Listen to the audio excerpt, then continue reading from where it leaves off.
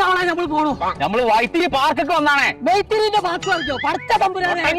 വൈത്തിരിന്റെ പാർക്കോ? ഒരു ബൈക്ക് വന്നിട്ട് ഈ തുമ്പി പോകാൻ ഞാൻ പോണ്ട. കൂട്ടം വെച്ചിട്ട് പിന്നെ ഞാൻ ഉണ്ടാവില്ല കൊണ്ടുവരാൻ. ഇതിലായ തവളനെ കണ്ടോ? പൂവങ്കോയല്ല, തവളേനെ ഞാൻ ചോദിച്ചേ.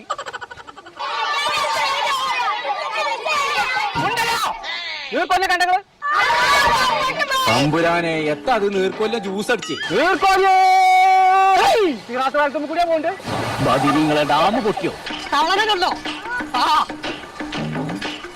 തവള തവള